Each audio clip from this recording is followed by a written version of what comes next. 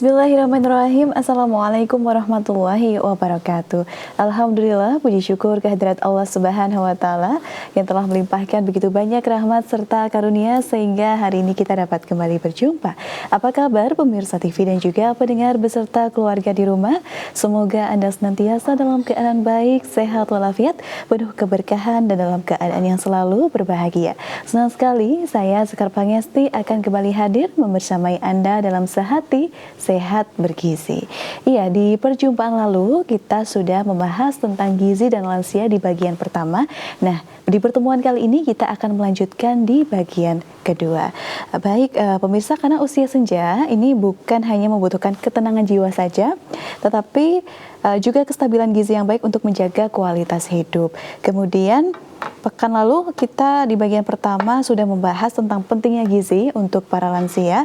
Nah, hari ini kita akan lanjutkan pembahasan yang lebih dalam dan tentunya juga akan lebih aplikatif bersama Mbak Aulia Idris. Sebelum itu kami membuka kesempatan sebanyak-banyaknya untuk Anda pemirsa TV dan juga pendengar dapat bertanya, konsultasi bahkan ngobrol langsung dengan Mbak Aulia Idris melalui line telepon di 0271 6793000 di bawah ini dan juga bisa melalui WhatsApp dan juga SMS di 0811 255 3000. Dan alhamdulillah hari ini kita kembali dibersamai oleh Mbak Aulia Idris selaku praktisi gizi. Kita sapa terlebih dahulu pemirsa. Assalamualaikum warahmatullahi wabarakatuh Mbak Lia. Waalaikumsalam warahmatullahi wabarakatuh Mbak Sekar. Bagaimana kabarnya? Alhamdulillah sehat, semangat hari ini. Sehat dan juga semangat ya. Baik. Semangat Mbak Aulia terasa seperti cerahnya warna baju kita. Mudah-mudahan ya pemirsa. Yang membawa suasana hati 80 tahun kemerdekaan Republik Oh iya, baik. Indonesia. Dikaitkan juga begitu ya. Separak Baik. ya Pak. Ini sudah tanggal 7 Agustus gitu ya. Baik, lagi. terkait gizi dan lansia Mbak Aulia untuk di bagian kedua, monggo Mbak Aulia untuk menyampaikan materinya. Baik, terima kasih Mbak Sekar. Assalamualaikum warahmatullahi wabarakatuh, Bapak Ibu, pemirsa MTA TV, pendengar Persada FM, dimanapun Anda berada. Alhamdulillah pagi ini kita kembali berjumpa untuk saling berbagi ilmu tentang pengetahuan gizi. Ya, beberapa waktu yang lalu mungkin masih hangat ya kita membahas tentang gizi untuk lansia. Apa toh itu lansia ya? Seseorang yang memang ya mungkin ada di antara kita banyak yang sudah masuk di tahap ini ya, lansia, lanjut usia. Apakah memang demikian adanya? Ternyata kita tidak perlu menghadapinya penuh dengan ketakutan, kecemasan, kekhawatiran. Ya, walaupun secara fisik kita sudah mulai ada penurunan, tetapi insya Allah dengan manajemen yang bagus, kita kelola kesehatan dengan baik, insya Allah semuanya tetap akan maksimal, terutama untuk bisa meningkatkan ibadah kita kepada Allah Subhanahu wa Ta'ala. Dan biasanya memang usia lansia itu sudah mulai banyak yang pensiun begitu ya, sudah tidak beraktivitas, tidak ngantor dan lain sebagainya. Artinya kegiatan kita sudah mulai semakin berkurang. Nah, terkait gizi ini apa? Nah, kita kemarin sudah membahas ya bahwa lansia itu dibagi menjadi 3. Ada lansia yang di tahap awal ya, kemudian itu usia antara 60 sampai 69 tahun. Kemudian lansia menengah itu beliau yang sudah berada di usia 70 tahun sampai dengan 79 tahun, dan lansia lanjut jika usianya adalah 80 tahun ke atas. Kita ada di kategori yang mana? Kita ada di kategori 17 tahun saja. Biar selalu semangat ya Mbak Sekar ya. Betul. Saya pun juga ya boleh. Selalu bahagia, boleh. Masih muda kita, remaja semua, adolesen gitu. Semangatnya boleh. Tapi ya Bapak Ibu, karena kadang-kadang ya namanya ibarat baterai ya. Kita aja kalau habis harus dicas ya, tapi kalau tubuh manusia secara fungsional dia akan berkurang. Misalnya ya kulit mulai kendor, kemudian keriput, kemudian tulang belulang mulai sakit, encok-encok, persendian, kaku-kaku, kebas-kebas, kemudian juga lutut ini gemetar, bahkan pada kondisi tertentu udah sholat pun tidak mampu karena kondisi lutut ya, adanya pengapuran di tulang. Nah, ini nanti kita akan pelajari bagaimana kita akan memanajemen keadaan ini dengan kondisi yang bagus supaya kita tetap bisa aktivitas maksimal.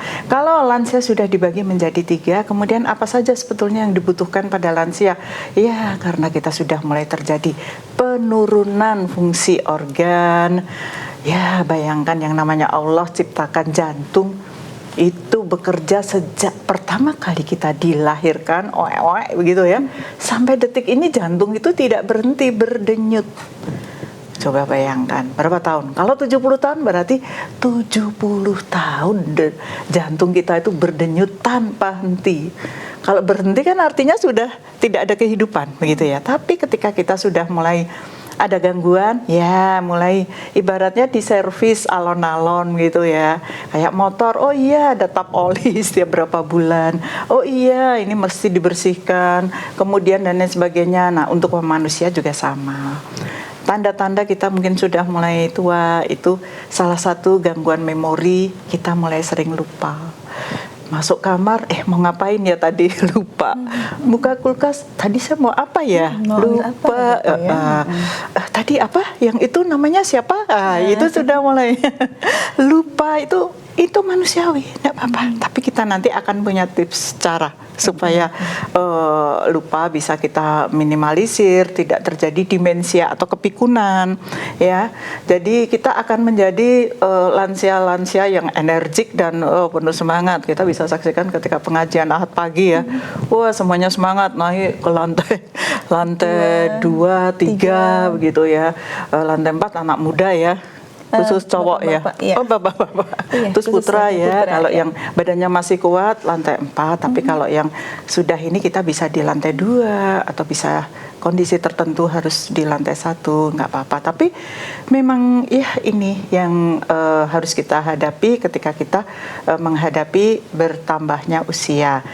Ya, kita akan mengalami pelan-pelan rambut rontok. Apakah rambut akan dibiarkan rontok pada kondisi tertentu? Ya, tidak bisa tumbuh lagi. Tapi kalau kondisi gizi bagus, insya Allah itu tetap masih bisa digantikan. Kemudian kita potong kuku rutin, misalnya tiap Jumat kita udah potong kuku.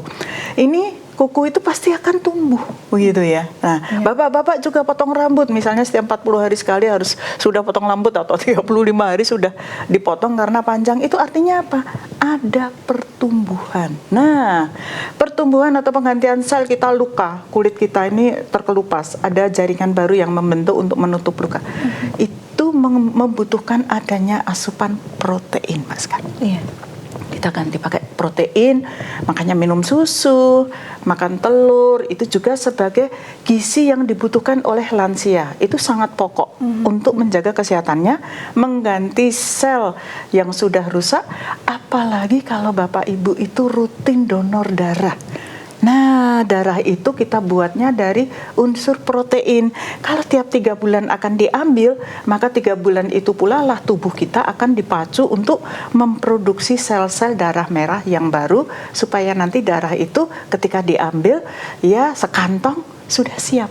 Ya, 200 sampai 250 mili ini sudah siap untuk diambil. Ya banyak loh, itu udah 1/4 liter ya, dan glier sebetulnya. Tapi kalau kondisinya sehat tidak apa-apa. Bahkan ada yang sudah donor sampai lebih dari 140 kali, ada yang 100 kali begitu ya. Supaya kita tetap sehat, lansia bisa selama ketentuannya kalau mau donor ya tidak minum obat. Misalnya yang sakit-sakit tertentu ini memang sudah tidak dianjurkan, atau kondisi kesehatan tertentu tidak mengizinkan, maka kita harus patuh. Tapi kalau yang lainnya tetap sehat, tidak ada salahnya, karena setetes darah kita adalah nyawa bagi mereka yang membutuhkannya. Lansia boleh selama kondisinya sehat. Kalori cukup, protein cukup, vitamin mineral Bapak Ibu. Vitamin mineralnya bagaimana? Bapak harus banyak konsumsi sayur buah sebagai sumber serat. 1, untuk proses metabolisme di dalam tubuh kita itu dibutuhkan adanya vitamin dan mineral sebagai katalis ya. Kayak adanya bensin, ada oli begitu ya. Kalau kendaraan ada bensin tanpa oli nanti tidak bagus jadinya. Begitu juga tubuh kita, hanya protein kalori tanpa vitamin mineral nanti proses metabolismenya jadi kurang optimal. Nah, bagaimana caranya? Kenapa kita butuh juga vitamin dan mineral?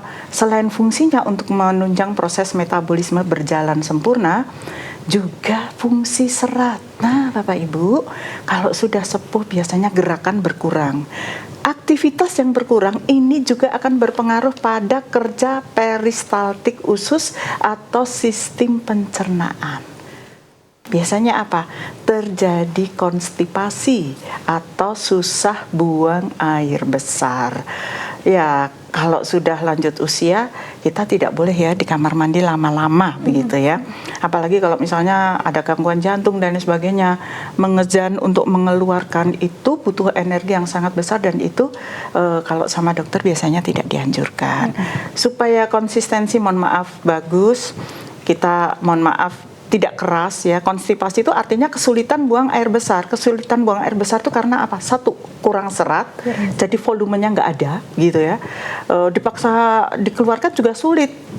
Isinya nggak ada, lah apa gitu? Isinya dari mana? Seratnya nggak ada. Jadi kalau adanya serat sayur dan buah itu nanti akan membuat gerakan bolus-bolus dari peristaltik itu kan kayak bola pingpong masuk ke dalam kos kaki. Jalannya isi perut tuh begitu. Pelan turun lagi, satu gerakan turun lagi gitu, lama-lama sampai ada bunyi kerucuk ada gerakan di dalam usus kita. Itu juga pada lansia ada. Airnya harus cukup, seratnya harus cukup. Satu, konsistensinya tidak terlalu padat, artinya juga tidak cair atau kita kenal dengan istilah diare, atau terlalu keras. Jadi lebih mudah dikeluarkan. Energi kita juga tidak terlalu banyak. Demikian. Jadi serat itu penting, fungsinya juga tadi satu membawa racun supaya dia bisa keluar dengan baik. Paling bagus adalah rutin setiap pagi supaya kita langsung posisi perut langsung kosong. Tapi biasanya biasakan untuk rutin, ada jamnya. Setiap orang jam biologisnya mungkin beda. Ada yang biasa malam, ada yang biasa siang, kapanpun akan bagus kalau bisa setiap hari rutin. Tapi kalau memang tidak bisa, saya biasanya 2 hari gitu. Ya sudah, kalau memang itu adalah habit, satu kebiasaan, itu akan membentuk sistem di dalam tubuh kita ada sinyal. Jadi kok saya nggak tiap hari ya? Ya kalau memang tidak ada keluhan dan itu nyaman saja, tidak apa-apa. Tapi akan saya sampaikan, yang namanya proses kita makan 3 jam itu lambung sudah mulai kosong. Lari kemana? Masuk ke dalam usus ya, usus halus, nanti masuk ke usus 12 jari, usus halus, masuk dia fermentasi di usus besar. Di usus besar ini terjadi pembusukan. Nah, kalau tidak cepat dikeluarkan, maka racun-racun yang bersama proses pembusukan atau fermentasi tadi, sisa makanan kita, dia bisa masuk ke dalam darah kita. Akhirnya dia menjadi pencemaran. Jadi dalam tubuh kita terjadi keracunan dari apa? Ya dari tubuh sendiri karena tidak bisa dikeluarkan. Lebih baik sisa makanan kita yang kemarin segera dikeluarkan. Tapi ada juga yang kondisi tertentu, Mbak, itu setiap habis makan pasti harus dikeluarkan. Iya, nah itu kenapa, Mbak? Bahkan yang dikeluarkan itu terkadang lembek dan cair, tidak apa ya? Belum sempat ada ini ya, Mbak ya, belum sempat ada fermentasi dan lain sebagainya begitu itu ya. Kenapa ya, Mbak? Iya, karena sistem pencernaan tiap orang kan juga jumlah bakterinya mungkin berbeda, kondisi manusia tidak sama. Tapi kalau malah cepat keluar berarti tidak ada pembusukan, tidak ada aroma. Harusnya begitu ya. Iya, sebaiknya ya dibusukkan tapi nggak terlalu parah. Tapi kalau baunya parah banget itu juga itu juga warning. Yang wajar begitu. Jadi insya Allah dengan sistem makan yang bagus tadi kita pakai sayur, serat cukup, cairan juga harus cukup. Cairan juga minum air putih, bukan minum kopi dibanyakin ya Bapak Ibu, airnya diperbanyak. Oh ya, minum teh itu juga selain menghambat penyerapan besi juga menyebabkan sistem pengeluaran itu menjadi tidak mudah. Jadi lebih seret kalau dengan teh. Makanya pada kondisi diare kadang diobati dengan teh tawar yang pekat gitu ya. Nah ini juga bisa. Tapi kalau udah lanjut usia, kita suka minum yang teh ginastel. Enggak, saya enggak lagi Mbak, nastel aja. Masih bertahan ya. Iya, itu nanti juga akan agak membuat padat dan sensor untuk bisa mengeluarkan itu juga akan menjadi tidak sepeka ketika kita tidak ada pengaruh dari teh tadi. Tapi Mbak Uli, untuk menambah bakteri baik di usus itu itu konsumsi apa begitu? Iya, itu sebetulnya secara alami dalam tubuh kita Allah itu udah Maha Adil ya, itu ada. Tapi untuk dikondisikan pada banyak makan sayur dan buah. Itu dia juga, atau probiotik dari aneka susu itu juga memudahkan sistem yogurt ya. Itu LKC Sirotastrain itu adalah nama bakteri baik yang ada di dalam perut kita, akan membantu proses pembusukan, kemudian juga akan membantu proses pengeluarannya. Begitu. Seolah-olah biasa atau nggak masalah ya. Tapi BAB ini sangat mengganggu kalau kita sampai tidak bisa rutin. Iya kan ya. Jadi misalnya mau berangkat pengajian, nanti mules nggak ya? Udah kan kita masih harus jangka panjang ya nunggunya. Betul. Nah, salah satu cara supaya tidak terjadi konstipasi juga pada orang tua, usahakan banyak bergerak, tidak boleh diam. Jadi ya ini sambil duduk begini, sambil gerak tumitnya diangkat. Ini sampai jumlahnya 100 saja kita nggak terasa. Ini selama saya siaran kan tidak mungkin nyuting kaki ya. Ini kaki bisa saya gerakkan terus. Iya, jadi itu sebetulnya salah satu upaya saya menggerakkan seluruh persendian ya. Itu juga akan berdampak bagus pada gula darah, karena memang kita ya ada gangguan di sana, jadi saya berusaha mencegahnya dengan cara harus banyak bergerak supaya lentur. Nah, Bapak Ibu kan kadang-kadang kok pegel ya Mbak Iya ya, kok lututnya pegel ya, kok kakinya pegel, coba digerakkan. Jadi Bapak Ibu sambil senam-senam sedikit, syukur-syukur ada beban, atau latihan yang ada bolanya, ada gerigi-geriginya itu loh Mbak, itu juga untuk sensor saraf kita. Beli itu murah. Jadi ini diremas-remas Bapak Ibu. Jadi ini juga untuk merangsang saraf yang ada di tangan kita. Itu. Kemudian juga ruas sendi jari kita ini harus selalu bergerak. Ini yang paling sering terjadi, kebas, kemudian juga kaku-kaku pada tangan, kemudian suka geringgingan. Nah, itu salah satu mungkin juga ada hubungannya dengan sistem saraf kita, itu fungsi dari vitamin B. Vitamin B terdapat banyak di mana? Di sayuran, di bekatul. Nah, ini Bapak Ibu kalau misalnya ada beras yang satu seleb polas yang bening, kemudian ada beras yang masih banyak apanya itu Mbak ya? Bubuk katul itu ya, itu kan malah kesannya kotor, bau gitu ya. Tapi itu yang sehat, bagus sekali itu vitamin B. Kadang beras parboiled atau beras yang dipoles, yang bening-bening, bulat-bulat, utuh-utuh kayak Jepang. Orang butuh itu, tapi akhirnya vitamin B-nya nggak dapat. Justru ya kita butuh dari sana, daging, susu hasil olah, jangan lupa serat, sayur, buah, minuman juga harus cukup, imbangi dengan olahraga. Bapak Ibu jalan kaki sedikit keliling halaman, tapi rutin ya, istiqomah, minimal seminggu 5 hari saja itu udah bagus. 15 menit sampai 30 menit sehari habis subuh, atau kalau bagus lagi ya sudah ada sinar matahari jam 6 gitu ya, baru kita jalan bolak-balik 100 meter atau keliling komplek atau perkampungannya. Yang penting dipastikan aman. Kenapa saya minta pagi? Kalau pagi banyak orang itu sudah menuju kantor, ke sekolah, suka pada ngebut, jadi ini nggak aman untuk yang mau olahraga. Cari tempat yang aman. Mau sepeda juga boleh, tapi harus yang aman dan diukur sesuai kemampuan tubuh kita. Ya itu tadi, hanya di kasur, hanya di kursi, atau Bapak sambil nyapu nyapunya di halaman ya. Nah, itu juga salah satu upaya untuk Bapak Ibu tetap menggerakkan. Terus nanti jongkok nyaputi rumput. Nah, nanti insya Allah ini juga menjadi satu kegiatan yang tanpa henti. Begitu Bapak keringetan, itu artinya di dalam tubuh sistem metabolismenya jalan. Nah, kalau sudah keringetan diganti dengan ngunjuk air putih. putih. Baik, berarti sedikit aktivitas walaupun itu tidak berat. Seolah-olah yang ya, penting tapi itu istiqomah bergerak. Nah ya bergerak. Mbak, terukur tiap hari. Dan Mbak Uli senantiasa menekankan ya untuk mama papa yang ada di rumah ini ya, yang khususnya yang menuju lansia atau yang sudah lansia, ini diperbanyak seratnya gitu ya, kebutuhan sayur, buah dan juga protein hewani khususnya ya. Iya, Baik, tapi untuk dari karbo berarti kacang tetap ya Mbak dikurangi. karbo itu kalau boleh saya anjurkan sudah mulai dikurangi, Justru mulai dikurangi. karena kegiatannya kan juga sudah berkurang. Kalau wanita kita butuh 2000 kalori per hari, kalau bapak-bapak 2500 per hari. Di antara itu kalau memang kita aktivitas sudah berkurang, kalau pensiun kurangi lagi. Artinya apa? Sumber kalori paling banyak nasi. Nasi putih itu cepat sekali mendongkrak gula darah. Begitu dimakan dia langsung gulanya naik. Nah kalau mau bagus, yang seratnya tinggi bisa beras merah, ada beras hitam, ada kita pakai lebih bagus apa ya, kembili, entek, suwek, ganyong, kentang hitam, itu yang direbus-rebus, jagung, itu akan lebih bagus dan itu juga bisa jadi camilan yang sangat bermanfaat. Seratnya tinggi, tidak digoreng, sehat dan tidak banyak mengandung zat tepung.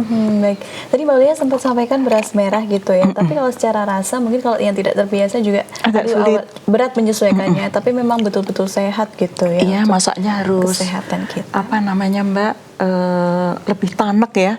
Bisa juga mungkin kita rendam dulu supaya lebih empuk ya, karena pada kasus-kasus tertentu mereka yang sedang sakit gangguan lambung, kalau konsumsi beras merah itu biasanya perih. Karena lambung juga luka, seratnya tinggi kan. Nah, kita ganti dengan sayuran, bisa brokoli, bisa sawi. Tapi oh iya, kalau lansia kurangi yang banyak mengandung gas supaya tidak kembung. Contoh daun singkong, Iya, daun singkong. sawi, Sawi. ya itu ubi-ubian itu juga harus agak dibatasi karena dia memicu kembung. Tapi kalau tahu, tempe bagus karena ada ekstrak kedelainya. Kemudian juga banyak ngunjuk susunya usahakan yang skim, bukan yang full cream, karena kalau full cream nanti gurih, enak, tapi kurang bagus untuk kesehatan pada kondisi tertentu. Tapi untuk lansia lebih tinggi protein yang dicari, mengganti sel-sel yang rusak, kemudian juga untuk sistem pemeliharaan tubuh. Unjuk susu pagi sore, telur rebus, bisa telur omega, telur ayam, tapi ambil putihnya. Kuningnya dibuat cucunya. Oh, iya. Buat cucu aja, iya. Iya, Mbak Lia, nanti kita akan sambung perbincangan kita di segmen Mas kedua Kan. ya. Kita break sejenak. Inci. Baik pemirsa MTA TV dan juga pendengar dimanapun Anda berada, masih kami buka kesempatan sebanyak-banyaknya untuk Anda dapat bertanya, konsultasi, bahkan ngobrol langsung dengan Mbak Aulia Idris melalui line telepon di 02716793000 atau juga dapat mengirimkan pesan melalui WhatsApp dan juga SMS di 08112553000. Jangan kemana-mana, tetap bersama kami dalam Sehati Sehat Bergizi. Pemirsa MTA TV dan juga pendengar dimanapun Anda berada, terima kasih banyak masih bersama kami dalam Sehati Sehat Bergizi. Kita juga masih membahas tentang gizi dan juga lansia di bagian kedua. Kami masih membuka kesempatan sebanyak-banyaknya untuk Anda pemirsa TV dan juga pendengar dapat bertanya, konsultasi, bahkan ngobrol langsung dengan Mbak Aulia Idris selaku praktisi gizi melalui line telepon di 02716793000 atau Anda juga dapat mengirimkan pesan melalui WhatsApp dan juga SMS di 08112553000. Kami tunggu pertanyaan Anda dan juga teleponnya pemirsa. Baik, Mbak Aulia, sudah ada pertanyaan yang masuk di 2553000. Kita bacakan terlebih dahulu Mbak Aulia. Baik. Ini dari Ibu Wahyu Mohanik di Kecamatan Pabelan, Kabupaten Semarang. Bu Wahyu, Iya, baik. bagaimana? Saya ada gangguan lambung, terkadang saya merasakan seperti lapar sekali Mbak Aulia. Oh, iya. Kemudian padahal setelah itu makan. Sebaiknya apa yang saya lakukan? Oh ya, Ibu Wahyu di Semarang, terima Ibu kasih Wahyu untuk di pertanyaannya. Habis makan lapar lagi begitu. Iya. Ibu Wahyu aktivitasnya apa? Tadi usianya berapa ya Mbak ya? Oh iya, usianya 45 tahun. 45 ya, berarti mungkin masih aktif. Apakah Ibu banyak sekali kegiatannya sehingga capek ya? Karena aktivitas yang berat atau bekerja terlalu berat itu juga akan menguras energi, atau ibu banyak berdiri kegiatannya.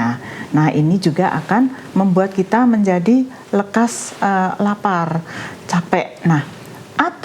Nah ini di atas usia 40 tahun, 25 tahun itu sudah mulai muncul penyakit-penyakit degeneratif ya. Ya, salah satunya kalau misalnya kita mengalami gangguan gula darah atau yang kita kenal dengan istilah diabetes mellitus, itu ada mengalami 3 gejala, yaitu triaspe, polifagi, poliuri, polidipsi. Polifagi itu dia lapar terus, ya. Polidipsi itu haus terus, ya. Kemudian juga poliuri, setiap malam ibu dihitung berapa kali ke kamar mandi untuk buang air kecil, ya. BAK pada malam hari terlalu sering, ini juga salah satu indikasi dari diabetes. Jadi coba ibu konsultasikan ke dokter, bisa di Vaskes 1 dikonsultasikan, ini ada apa kok saya cepat sekali merasa lapar ya, atau memang postur ibu gimana, tinggi badan, berat badannya ini? Mbak Aulia, ini ada susulan begitu, katanya ini Ibu Wahyu sebagai penjahit dan juga sering lembur begitu. Berarti kegiatannya banyak. Nggak berdiri tapi duduk, tapi kakinya pakai dinamo ya Bu? Pakai dinamo atau tetap di kayu biasa ya? Ibu banyak duduk ya. Nah, ibu karena banyak duduk berarti itu kalau yang namanya penjahit itu sebetulnya fokus loh ya. Pekerjaan yang menuntut fokus, konsentrasi tingkat tinggi itu juga menguras energi. Jadi kita misalnya kerja di depan komputer lama, itu kan kita fokus dengan isi yang ada di sana, itu kita baca, itu kita lihat apakah itu juga menghabiskan energi ibu. Kemudian ibu tadi daharnya apa? Kalau ibu maemnya cukup serat, insya Allah ibu akan tahan lama untuk bisa tidak lapar lagi. Idealnya ya kita setelah 3 jam lambung kosong ya, sudah mulai pengen ngemil lagi, kerja itu udah gitu, tuh udah jahit dari pagi sampai berapa jam begitu, nanti baru break untuk dahar misalnya ya ibu. Jadi ini kalau boleh saya sarankan ngemilnya buah ya. Saya tadi belum tanya, ibu berat badan, tinggi badan berapa. Kalau memang ada berat badan cenderung untuk lebih, maka ibu lebih baik konsumsinya buah. Buah pun kita batasi, jadi tidak yang energinya tinggi misalnya seperti pisang. Ya, pisang itu energinya tinggi, hampir 170 kalori, setara dengan 1 piring nasi kita makan. Tapi kalau misalnya ibu habis lari, para atlet habis futsal, habis olahraga itu maraton misalnya, itu nomor 1 biasanya bisa minta dahar pertamanya itu justru di topping dari buah. Mbak Aulia, sudah ada telepon yang masuk, kita terima terlebih dahulu. Baik, monggo Mbak. Baik, Assalamualaikum warahmatullahi wabarakatuh. Waalaikumsalam warahmatullahi wabarakatuh. Iya, dengan Ibu siapa, dari mana Ibu? Ini Nani dari Sulawesi Tengah, Sulawesi Barat. Oh iya, Sulawesi Barat. Silahkan Ibu, apa yang ingin ditanyakan kepada Mbak Aulia? Saya mau tanyakan saya itu penyakit lambung, kepala pusing. Kepala pusing? Oh ya. Iya, suaranya bisa lebih diperjelas Ibu, tadi kepala pusing, kemudian? Karena punya penyakit lambung, kepala pusing, ada kolesterol, ada hipotensi, dan ada apa yang diberikan itu makanan, apakah apa obatnya? Iya. Apakah bisa terdengar dengan baik? Iya, sebagian bisa saya tangkap ya. Tadi ada kolesterol, kemudian juga hipotensi, kemudian hipertensi Bu. Hipotensi atau hipertensi? Tensinya tinggi. Oh iya. Usia berapa Bu? Usia 65. 65 Oh, 66 tahun. Baik. Selama ini suka ke dokter Bu? Ya, sudah aku bawa ke dokter.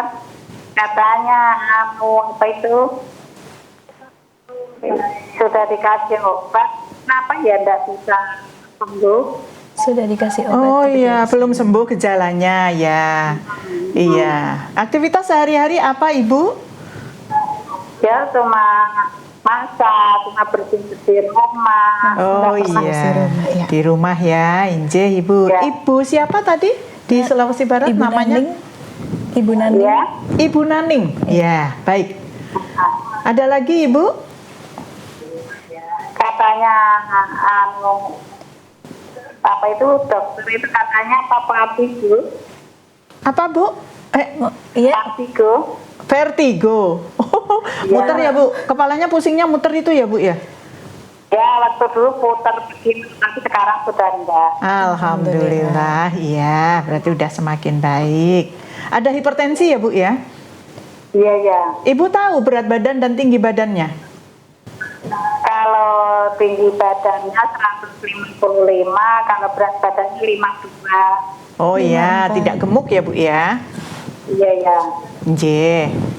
Sampun, ada lagi? Sudah itu kok. Baik, terima kasih Ibu. Obatnya apa yang itu? Obatnya apa? Baik. J, baik Bu Naning. Iya. Iya. Terima kasih. Terima kasih Bu Naning. Waalaikumsalam warahmatullahi wabarakatuh. Detail sekali Mbak Lia, Jauh sudah sekali. dari Iya, Sulawesi. Ibu Naning mengalami hipertensi, kepalanya juga pusing, kemudian ada hiperkolesterolemi juga. Beliau sudah berobat, tapi sepertinya belum berubah. Apakah Ibu sudah kembali ke dokter? Kemudian mengkonsultasikan Ibu, kalau misalnya sudah diparingi obat kita tidak cocok, misalnya ada biduran atau gejalanya semakin parah atau malah muncul bengkak-bengkak, kembali lagi Bu ke dokter. Jadi tidak ada patokan ke dokter itu hanya sebulan sekali, harus tanggal ini, tidak. Jadi kalau ada gejala-gejala yang itu dirasa mengganggu, maka Ibu bisa langsung kembali ke dokter untuk menyampaikan. Nanti akan ada evaluasi Bu, mungkin obatnya harus diganti begitu ya. Atau mungkin Ibu ada sesuatu apa yang perlu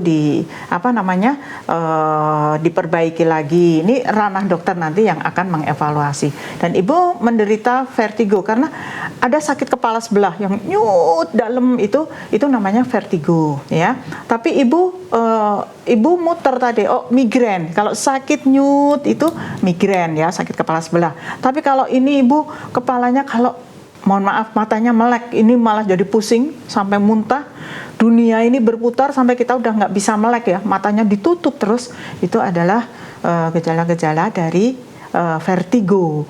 Dan ini biasanya nanti dokter obatnya juga beda Bu, sama-sama sakit kepala, antara migrain dengan vertigo itu nanti akan beda. Nah ini nanti dokter akan coba atasi obatnya. Kalau nggak cocok nanti Ibu akan dievaluasi lagi, atau perlu ada cek lab, atau perlu ada apa lagi, perlu dievaluasi ke sana. Nah, kemudian makanannya apa? Ibu selama ini usia kan sudah di atas 60 ya tadi ya. Tinggi badan, berat badan saya rasa juga tidak gemuk karena beliau tingginya 155, berat badan di 52. Ini juga cukup ya, tidak gemuk. Ibu apakah sudah mengurangi goreng-gorengan begitu ya. Kemudian santan. Nah, ini juga akan berpengaruh pada tekanan darah kita. Bahkan untuk seseorang yang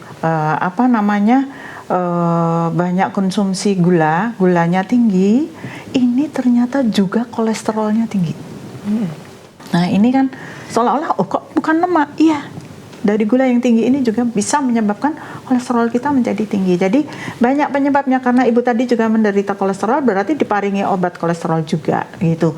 Nah dari sisi gizi saya bisa sarankan Ibu banyak konsumsi buah, banyak minum air putih. Di daerah mana ini, Polewali atau di Sulawesi Barat ya, suka kopi ya Bu ya? Ibu suka kopi nggak? Kalau Ibu suka ngopi, untuk sementara ini kopi sudah mulai kita kurangi, encerin tanpa gula, dan perlahan-lahan bertahap Ibu ganti ke air putih. Kenapa? Karena kafein itu juga memicu jantung dada kita jadi semakin berdebar-debar begitu ya. Jadi pada kondisi usia di atas 60 tahun ini juga akan kurang bagus untuk kesehatan Ibu. Demikian Ibu, tadi ke dokter lagi ya Bu ya. Mudah-mudahan hasilnya semakin baik, Ibu selalu sehat, dan jangan lupa olahraganya Bu. Ketika vertigonya sedang kambuh, Ibu tidak usah olahraga yang terlalu berat. Olahraga di sini yang saya sampaikan adalah bisa sambil duduk Bu. duduk, berdiri, duduk, berdiri. Jadi workout yang sering diajarkan itu tangan digerakkan. Nggak apa-apa, dimanapun kita duduk sambil nunggu antrean di rumah sakit, gerak saja gitu. Nggak usah malu, semua orang juga memanfaatkan waktu. Jadi kita nggak gampang kesemutan, Bu. Kalau tangan kita statis, seperti tadi misalnya Ibu Wahyu yang di Semarang itu kan gerakannya menetap. Itu bisa ada pegel di pundak, kemudian punggung, kemudian juga ada kebas di tangan karena tangan kita kan naik ini lebih tinggi dari jantung, jadi aliran darah kita menuju ke atas ini juga akan berat. Kalau tidak cukup aliran darah ke tangan, maka ini bisa juga memicu terjadinya kebas-kebas dan kesemutan. Semutan itu artinya aliran oksigen tidak cukup ke wilayah itu. Gini, jadi untuk Bu Wahyu juga yang usianya juga sudah mulai di atas 40, 60, kita waspada dengan cara tetap aktif bergerak lah. Ini saya kalau misalnya ini bukan TV, saya udah geleng-geleng. Tapi ini memang mengangguk-angguk. Pelan aja Bu, nggak usah terlalu. Kita bukan kompetisi, ini bukan untuk lomba, tapi kita akan mengaktifkan supaya apa? Aliran darah ini akan terus bergerak. Daripada ketika kita statis, diam, itu aliran darah nanti bisa menjadi lambat. Supaya tidak terjadi kelambatan perputaran darah, usahakan selalu bergerak.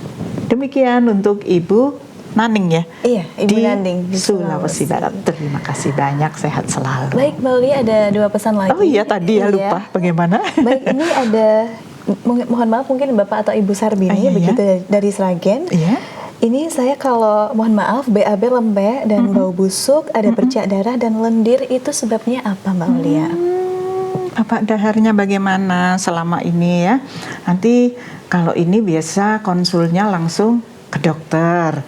Tapi kalau ini terjadinya setiap hari, ya mungkin ada hemoroid atau pembesaran pembuluh darah pada saluran pencernaan yang ada di bawah atau yang kita kenal dengan ambeien, itu juga bisa nanti diatasi oleh dokter.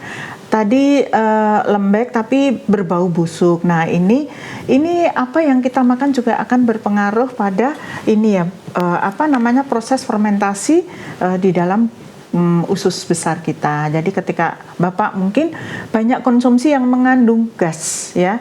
Contohnya makan buah nangka, kemudian daun singkong, itu akan banyak menghasilkan gas. Gas itu mohon maaf kalau flatus atau banyak menghasilkan kentut. Kemudian pete, jengkol itu juga memacu kentut, kemudian juga protein itu nanti akan keluar bersama urin kita. Jadi aromanya juga akan terbawa di sana ya dari pete ataupun jengkol. Jadi sebaiknya ada juga yang sampai bisa nggak pipis karena akibat keracunan dari asam jengkolat.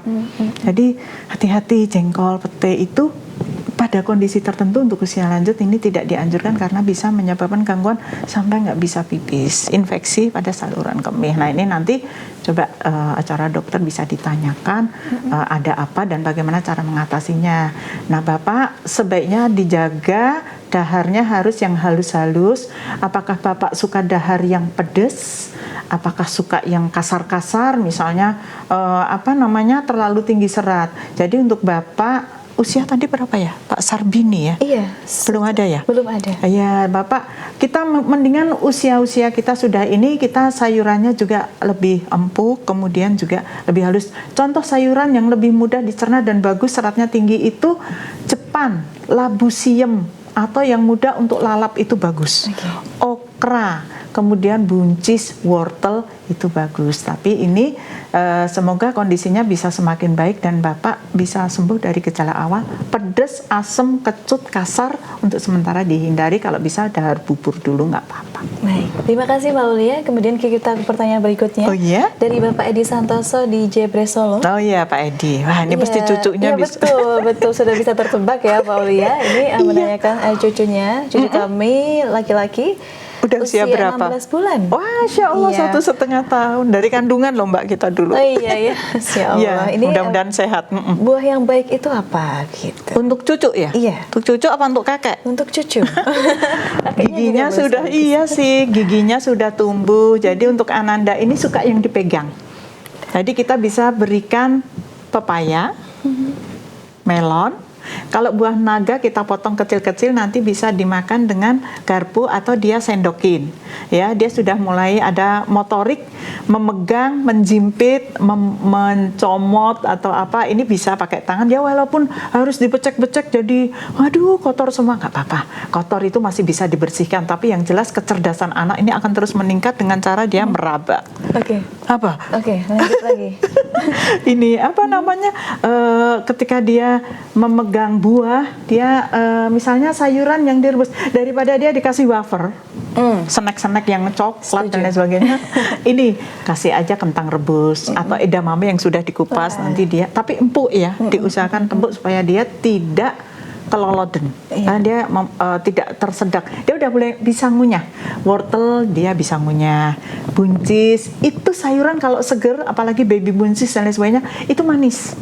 Bagus untuk wortel juga. Apa nanti anak-anak pasti akan suka. Buahnya yang bagus apa? Buah naga merah atau naga putih boleh. Pepaya bisa. Semangka yang dipotong-potong halus bisa, dan kalau memang sulit kita bisa blender, berikan dalam bentuk smoothies atau jus, diminum pakai sedotan dan disendokin. Baik, satu lagi bisa ya? Boleh. Secara singkat Mbak dikebut Aulia. Ini. Baik, Assalamualaikum Mbak Aulia. Ini saya Ibu Laili dari Solo Utara, usia 69 tahun, berat badan 63 kilo, dan tinggi badannya 150 cm. Agak lebih dikit. Iya, alhamdulillah sehat walafiat. Keadaan saya saat ini kalau sholat sudah pakai kursi, kemudian keluhan di syaraf sendi, dan juga akhir-akhir ini kalau duduk agak lama lalu terasa sakit di kaki dan juga lutut. Iya, duduknya di mana, hayo Ibu? Oh iya, kegiatan saya menulis Mbak tentang agama, doa dan inspirasi keluarga lansia Mbak. Ini alhamdulillah dengan herbal atas izin Allah ya, dari Dr. Ja'far, yaitu kelor saya rebus dan juga saya minum airnya. Iya. Keju-keju kemeng sembuh katanya. Iya. Dan sendi saya ini Mbak diberi obat apa? Begitu. Wah itu sendi ya. Ibu Laili sehat selalu, suka nulis, kemudian juga berat badannya ada lebih tapi sedikit. Ibu kalau suka nulis tetap harus gerak jalan. Gerak jalan keliling ruang tamu, wiri begitu aja. Kita bukan mau kompetisi Bu, pokoknya yang penting ada bergerak. Sholat sudah tidak bisa karena harus bertumbuh, jadi ketika juga harus duduk itu sakit, apakah Ibu duduknya di lantai? Nah ini tidak dianjurkan, jadi Ibu usahakan ngasto kursi atau dingklek kecil, dan ketika akan bangkit harus ada tumpuan atau tempat untuk pegangan, ya. Jangan memaksa untuk berdiri, ini akan sangat berat sekali.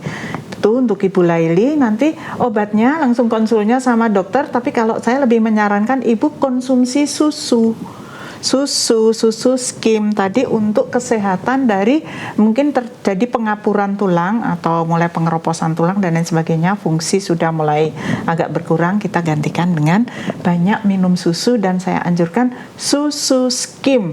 Dibaca di ingredients-nya yang ada di petunjuk kemasan, susunya ini susu full cream atau susu skim. Cari yang susu skim. Skim itu artinya proteinnya tinggi. Kalau full cream itu artinya lemaknya tinggi. Jadi untuk Ibu lebih dianjurkan yang tinggi protein. Salam sehat Ibu Laili. Sayurannya, kelornya, okra, lalapan, rebusan, kulupan dilanjut. Mudah-mudahan selalu sehat dan tinggi serat. Amin. Masya Allah, terima kasih Mbak Aulia untuk hari ini ya, khususnya para pemirsa dan juga pendengar dan juga para penanya tadi, semoga segera diberikan solusi dan juga kesehatan. Semoga apa yang disampaikan Mbak Aulia atas izin Allah bisa membantu pastinya. Mbak Aulia, Masya Allah, kami rindukan lagi perjumpaan bersama Mbak Aulia. Kita ngobrol lagi ya, belajar sama-sama lagi. Insya Allah kita akan ngobrol tentang makanan jajanan dan nilai kalorinya. Nah, ini sepertinya seru sekali Insya Allah. Jangan lupa disimak pemirsa ya nanti. Iya, sama-sama Baik Mbak Aulia, tentunya sehat selalu. Kami tunggu kedatangannya nanti. Assalamualaikum warahmatullahi wabarakatuh. Waalaikumsalam warahmatullahi wabarakatuh. Baik pemirsa MTA TV dan juga pendengar dimanapun Anda berada, terima kasih banyak telah menyaksikan Sehati Sehat Bergizi. Saya Sekar Pangesti, mewakili seluruh rekan yang bertugas hari ini, mengucapkan terima kasih dan pamit undur diri. Wassalamualaikum warahmatullahi wabarakatuh.